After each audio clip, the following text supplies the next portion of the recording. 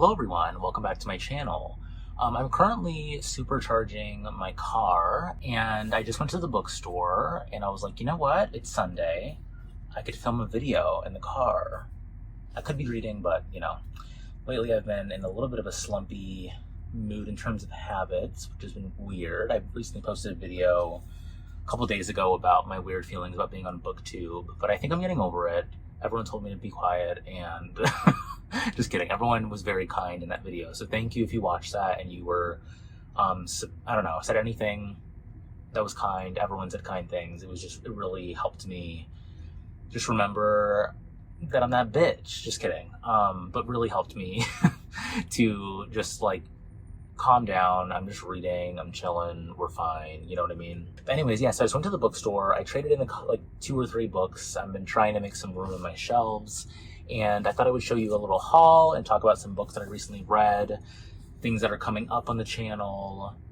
And so first up, I have been reading Freedom by Jonathan Franzen for a few weeks now, but I've also been reading some other things, and I'm really loving this. But I was just at my bookstore and they had an on sale paperback copy, and I've been wanting a paperback copy of this, and so it was weird that they just refreshed their sale section, and I saw this, and it's new, and so I'm very hyped. So I'm on page 132, I believe. Getting back into this, so we'll be reading this. Probably will finish it in August, I want to say. I also picked up Death by Landscape by Elvia Wilk, which has this really cool gold foiling going on. And CJ, if you're watching this, don't hate me. I thought that the publisher was sending me this book. I don't know why I thought that, but they did not.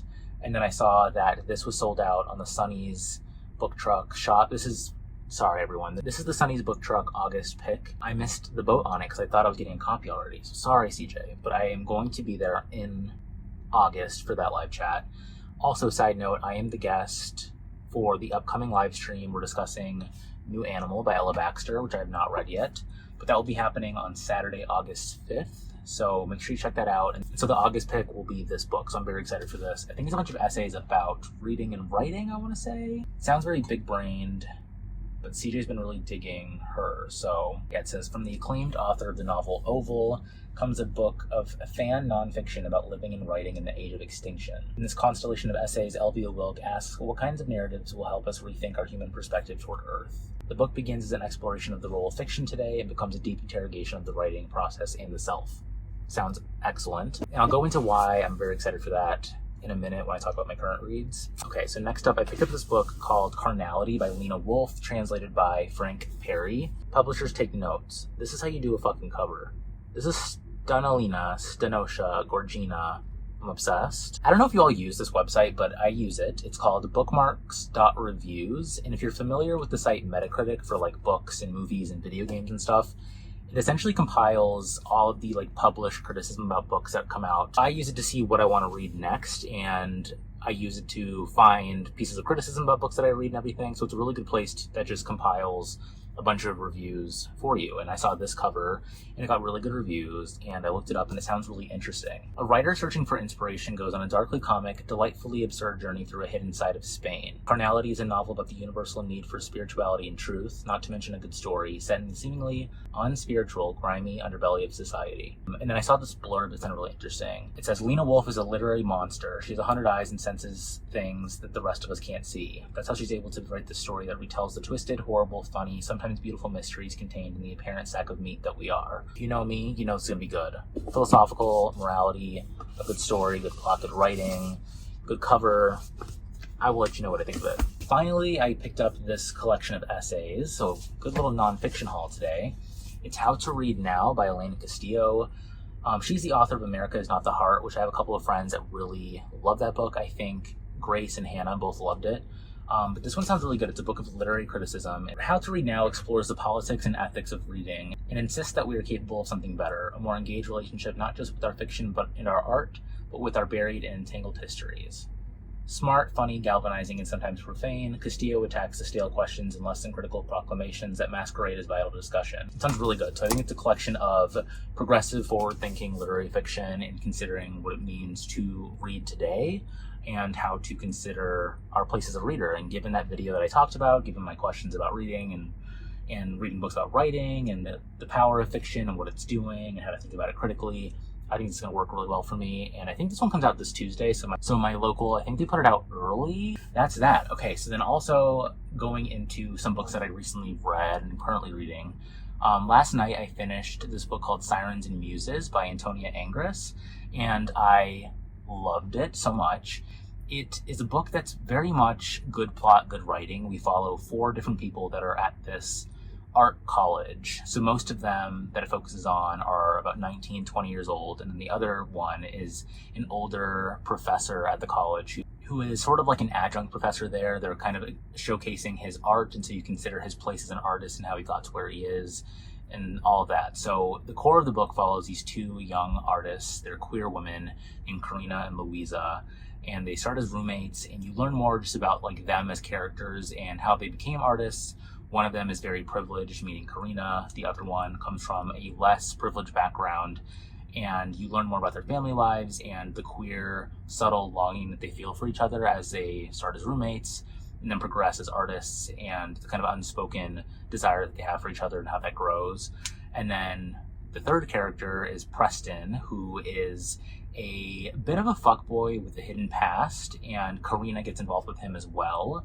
And so it's very much like a messy love triangle situation, very much based in art, and it's also looking at the Occupy movements around 2011 and considering the difference between art and politics and when art is political and the kind of boundaries of that, and considering what it means to make art now and to pursue like a life of artistry, what that means, especially from a perspective of, you know, teenagers going into adulthood and considering wealth and all of that, and how all those things play together, and how all 4 of these characters come together given some wild shit that happened in terms of artistic displays and some pranks that Preston plays, and how all their lives come together and where they all end up at the end of it. There's a lot going on in the plot, so it's really hard to kind of synthesize, but I loved so much of it. I love these ideas of artists and the sort of aesthetics of the novel, like reading about characters that are in college again.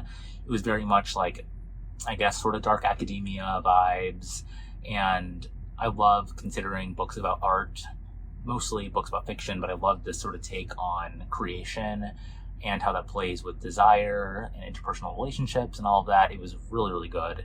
Could not put it down. I was obsessed with it. It took me like a week to read just because I've been in a little bit like of a slump personally, but that was not a slight in the book at all. Like, it really helped me get out of my slump, I would say. So if you're looking for something that's plotty, any of those themes sound good to you, definitely check that out. And a little spoiler, a little hint of things to come. She's actually coming on the podcast, so we're going to be talking about it. So if you would like to read it before that discussion, I highly recommend you do so. I think it'll be in the next week or 2. I'm going to talk to her. So that one's that. And then this other book that I'm reading is quite possibly my favorite nonfiction book that I've read this year. I have not read many, but also probably one of my favorite books I've ever read, I think, which is kind of a huge statement to make. I'm like halfway through it, but it's A Horse at Night by Amina Kane. This book is blowing me away on every single sentence of this book. It's a really slim little thing coming out in October from this press that I really like called Dorothy Press, and they actually published Revenge of the Scapegoat by Karen Balin, which I read earlier this year, and I really enjoyed it. But this book is essentially Amina Kane looking at the practice of writing and considering fiction and what it does to replicate the very like subtle yet beautiful aspects of living. There's a lot here about authenticity and how she considers her place as an authentic person and writer. There's a lot about light and dark and considering how those are reflected through fiction, a lot about solitude and just thinking about these things that we experience on a daily basis. Sleep is another one, and thinking about how these things that structure our lives that we take for granted, sort of, how does one replicate them in a realistic way through fiction, and how do you do it in a way that's honest, and how do you elevate that experience to kind of give a heightened experience of reality to then replicate it in a form that can make the reader feel something. So rather than just saying something about what you see as a writer, how do you put that in your fiction to say something more? And how does that, by turn, help you consider yourself and your place in life and consider these things around us in a better way that makes you a more like realized person, if that makes sense? And I'm just loving the relatability of the book to my own like ways of thinking and my overthinking self. Like, I just really like the way that Amina Kane writes about these things in this book. And it's very fluid. There's no chapter breaks. She cites a lot of different books that she loves and books that have impacted her thinking. And just overall, I'm just like floored. Like, I know this is a common thing to say about books, but I'm truly writing in the fucking margins. Like, I'm underlining so much. I'm like taking my time with it. I don't want it to end. Like, I'm just obsessed with it. So that's coming soon. That sounds good to you, and sort of inspired my picking up of 2 of these books today. Other than that, what's coming up? So I thought I would give some podcast things that are happening. So tomorrow morning, I'm interviewing Hernan Diaz, author of Trust, one of my favorite books of the year so far. Might be my favorite fiction book. I'll have to think about it. But I really love that book, and he seems really fun and funny from interviews that I've seen with him. So I'm really excited to talk to him tomorrow morning. So that will be up on Tuesday on my YouTube channel, and then also on my podcast on all podcasting platforms, if that is your preferred way of listening. Also coming up, I'm interviewing Kayla Mayuri, author of Mother in the Dark, which comes out August 9th. She's been my TikTok, Instagram friend for like a year and a half now, and so her book just got published. So I'm so excited to talk to her like live for the first time, and also to read her book. So I'll be reading that in the coming weeks too. And then, okay, last announcement, tomorrow also at 5 p.m. is my live discussion of Lat Bona with Kieran at Kieran Reader. And I'm very excited to talk about that book. I'm actually rereading it right now and listening to the audiobook. And I'm having an interesting time with the reread, especially in light of a bunch of the very critical pieces that were written about Lat Bona when it was released, and thinking about those things. I have a weird relationship with rereading so far in my reading journey, and I want to talk about it with Kieran a little bit. But also, I was going to make a separate video about the critical response to Lat Bona, and I'm at least going to talk about it during the live discussion, but I still might make that video depending on where that discussion leads me, or I might just leave it for the book club. I don't know. But anyways, that's tomorrow at 5 p.m. Pacific, if you can make it. Yeah, I'm really excited to talk about it. Ottessa Moshfegh is my current favorite writer of the moment. That is that. I think that's all the updates that I have for the channel. Let me know how your reading's going. What are you reading right now? I would love to hear if you're enjoying it or not. Also, this weekend, it's been kind of a quiet little weekend, just hanging out with my partner, Scott. We have been shopping a little bit. He traveled this week, and so we've just been hanging out together, and we actually bought an air fryer. And so I feel like the entire weekend's just been us like throwing shit in the air fryer to see what it tastes like, or like see what we can cook up. So it's been really fun on that front. Yeah, I also watched Drag Race. Let me know who you're rooting for All-Star 7. I need either Jinx or Monet X Change to win. Personally, I